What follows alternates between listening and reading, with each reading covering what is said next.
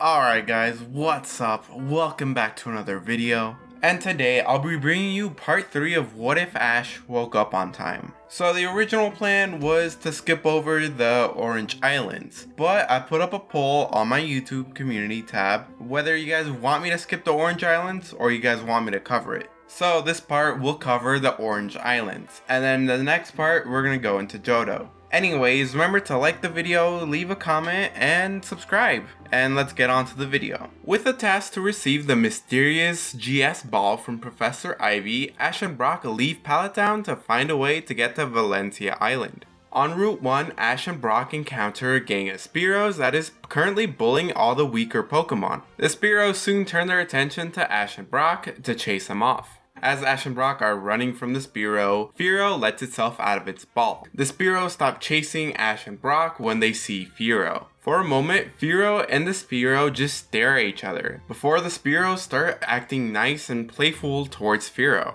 Brock notes that it seems that Fearow knows this group as Spearow. Ash does say that this was about the area that he originally caught him in, so it might be his family. Fearow then begins to yell at the Spearows to stop attacking Ash and the other Pokemon. The Spearow then begin to argue back with Fearow. This goes back and forth until the Spearow begin to fly away, and eventually Fearow begins to fly up and it turns to Ash. As Ash looks at it, he realizes Fearow wants to leave with the rest of the Spearow. Although Ash is hesitant to release Fearow because it was the first Pokemon he did catch, Ash knows that Fearow would stop the other Spearow from randomly attacking Pokemon, so he lets Fearow leave. It's basically the Pidgeot episode, only with Fearow instead. After this, Ash manages to win them a free trip to Valencia Island by Blimp. Unknown to the duo, the Blimp is being steered by Team Rocket, as Giovanni knows that they'll mess up the Blimp somehow, and because of that, he'll be able to collect the insurance money. Through some hilarious shenanigans, they manage to crash land on Valencia Island. After a long walk, they find Professor Ivy's lab, where she hands Ash the GS ball. After spending a day at Ivy's lab, Brock decides to stay with her, meaning Ash is going to be traveling alone for a bit. And while looking for a way to get back, he ends up getting the same Blimp ran by Team Rocket again. Since they still do like to steal Pokemon, they would like to take his Pokemon. Not just specifically one Pokemon, but just steal his Pokemon. When Ash gets put in a cage, he sends out Ivysaur and orders it to use sleep powder on Team Rocket. The problem is, he forgets that he's actually in a small room, and the sleep powder puts everybody to sleep. The Blimp crashes into a forest, forcing Ash to walk around for a while until he finds civilization. Just like in the original show, he comes across 3 trainers bullying a Lapras. Ash, still being the kind-hearted trainer he is, stands up for it. And as he's about to get into a 3-on-3 battle, he gets interrupted by Tracy. He stalls long enough for Officer Jenny to show up, and they help the Lapras get to a Pokemon Center, where Ash finds out about the Orange League. During a call, Tracy finds out that Ash knows Professor Oak and decides to forcefully join Ash's journey. Team Rocket actually does play a role this time around, as not only do they want to get the Lapras, but revenge for crashing their Blimp twice. The rest of the episode plays out like normal, with Ash catching Lapras at the end. From here, the duo make their way and arrive at Mycon Island. Ash immediately goes to the gym, where he ends up winning the first badge, as he uses Kingler for the water gun competition against Seadra, and Lapras in the race against Blastoise. With their first badge in hand, they have no other reason to stay here, so they leave, and on their way to the next island, they end up getting caught in a whirlpool that sends them to Pinken Island. This is where they spot a pink Rhyhorn. When Ash stupidly walks up to the wild Rhyhorn, it gets pissed off, and Ash's Rhydon comes out and tries to calm it down. Fortunately for them, the wild Rhyhorn decides not to attack and walks away.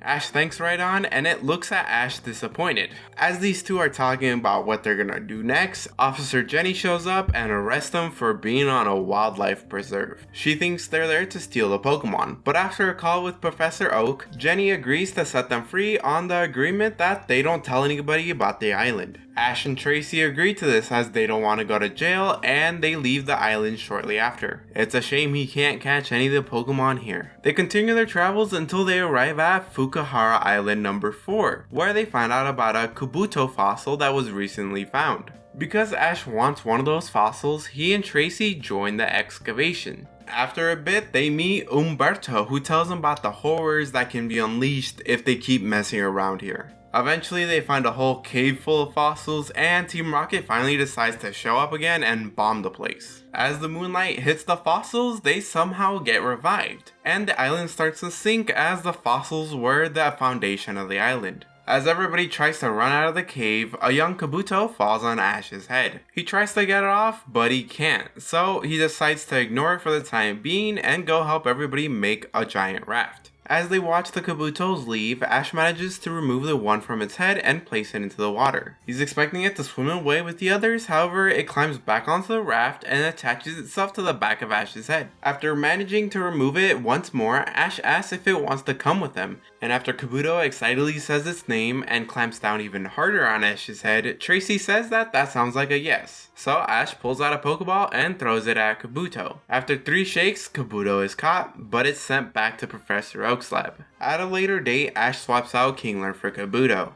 As soon as he gets the ball back from Professor Oak, Kabuto lets itself out of its ball and attaches to Ash's head. Anyways, since Psyduck is currently at Pewter City with Brock's family, the duo never meets Marina.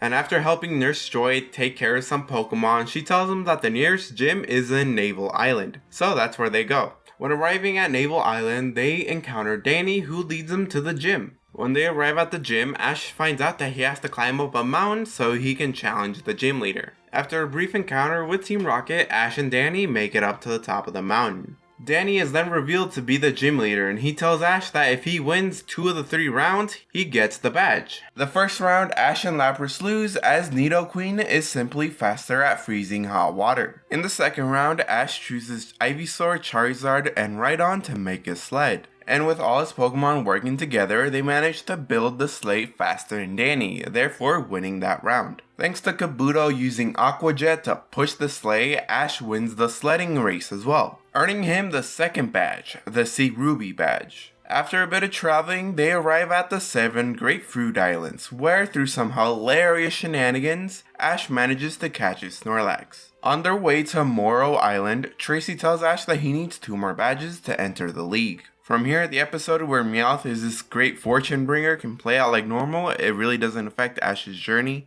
On Murkaw Island, Ash catches a few Pokemon such as Caterpie, Paris, Weedle, and a young Scyther. Without Misty there to stop Ash, he'd likely go on to catch these Bug-type Pokemon. As in the original, Ash was going to catch himself another Caterpie, but Misty stopped him. They do eventually find the old injured Scyther that Tracy catches and takes to the Pokemon Center. While Nurse Joy is taking care of Scyther, Ash temporarily swaps out Primeape for the Scyther, and the other 3 just remain at Oak's lab. The rest of that episode can play out like normal with them saving the heart of the Scyther from Team Rocket. After this, they head off to an abandoned island where they let all their Pokemon out. Ash's Scyther almost immediately picks a fight with Tracy's Scyther, as it wants to prove to be the superior one to the older Scyther, and despite Tracy and Ash trying to stop them, Ash's Scyther starts to swipe at the other one, who counters each strike. This goes on for a bit as the Scythers aren't listening, and eventually they stop when the older Scyther uses Skull Bash to knock down the younger one. Ash's Scyther still gets up and sees that the older one is getting tired, so it decides to back off for now, as it sees Tracy's Scyther as old and, not really worth fighting. As if it keeps fighting, Tracy's Scyther will eventually get worn out and, lose. So it really doesn't see the point. On Mandarin Island, Ash goes on to defeat 3 trainers in a row, and soon after they encounter Prima, who seems to be really out of it. But after being annoying, he convinces her to a one-on-one match. Ash sends out his Charizard, and Prima sends out her Slowbro. Charizard puts up a good fight, but Slowbro takes Charizard down with a Disable and Mega Punch combo. Without Misty, the Nidorans never get together, as Ash and Tracy would see it as none of their business. The episode, The Mystery Menace, doesn't change much, so we can go to when they arrive at Cervetica Island. Ash and Lapras saved Rudy's younger sister and her seal. Because of this, Rudy accepts Ash's challenge after passing the attack/aim test. Ash then chooses the type of Pokemon he'd like to fight with, that being Bug, Grass, and Rock type. The following morning, Ash and Rudy have their battle, and the first round is between Ash's Scyther and Rudy's Venomoth. Half of the battle, Scyther isn't even listening to Ash, and because of this, Ash loses the first round. In the second round, both of them swap out to Ivysaur and Exeggutor. Because Ivysaur is evolved and stronger than before, it takes out Exeggutor without having to use Sleep Powder.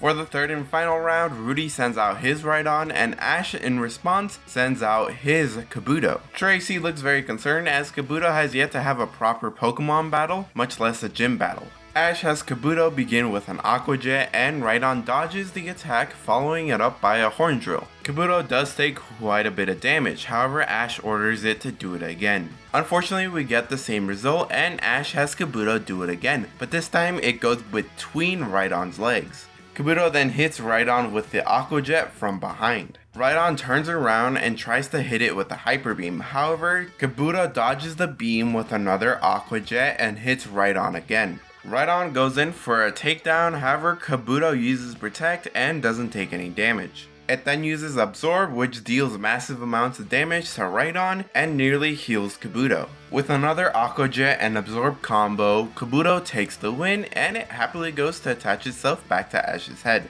Thus, Ash adds the Spiked Shell badge to his collection. On their travels, they come across a trainer called Tad who challenges Ash to a battle. Ash starts out with Kabuto and Tad starts out with Poliwrath. Kabuto tries its best, but it's quickly outmatched, so Ash sends in Charizard. It's actually in this fight that Charizard learns Fire Fang and successfully beats Tad and his Poliwrath. After this, the events of the second movie take place, and they really don't change much. The events of the second movie are also considered to be canon due to an episode that happens later in Johto, where they meet a baby Lugia and they recognize it. And the only time we know for sure that they've met a Lugia is in the second movie, so that's why I'm considering the second movie canon. Anyways, with the second movie out of the way, Ash and Tracy take a detour to Ascorvia Island, where he meets the island's firefighters. It's made up of 3 different Pokemon, a Squirtle team, a Wartortle team, and a Blastoise team. Seeing the Squirtle team work together reminds Ash of that one group of Squirtles he briefly met once. It's at this point that Giovanni calls back Team Rocket as he's got a mission for them. This means for the remainder of Ash's journey in the Orange Islands, Team Rocket isn't there. Other than that, not much changes until we get to Kumquat Island.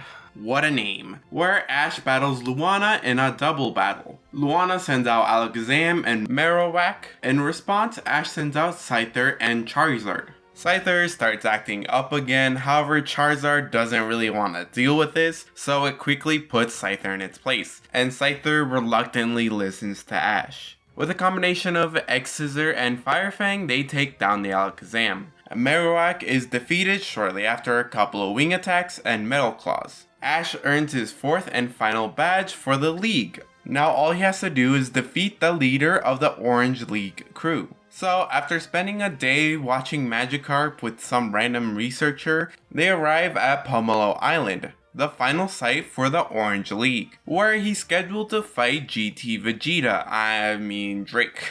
But let's skip to when the actual fight takes place, because not much interesting happens. So Drake starts out with a Ditto, and Ash throws out his Scyther, who once again doesn't listen to him. It puts up a good fight against Ditto, however, because of its disobedience, Scyther loses its fight. Ash then decides to send in his Ivysaur, who takes Ditto down with a Solar Beam. Drake recalls Ditto and sends in his Electabuzz, and Ash swaps out Ivysaur for his Rhydon. Electabuzz tries to fight back, but it only knows electric moves, so Rhydon easily takes him down. Drake's third Pokemon is Gengar, and Ash swaps out Rhydon for Lapras. This fight can largely play out like in canon, with both of them knocking each other out. Because of this double knockout, Drake sends out his Onix, and Ash throws out Kabuto. Kabuto starts out with an Aqua Jet, but Onix dodges it with a Dig, and before Onix can come back up, Kabuto used Protect, shielding it from any damage, and Ash orders another Aqua Jet. Like last time, Onix uses Dig, however, Kabuto goes in the hole after Onix. After a moment of silence, Onix comes bursting out of the ground,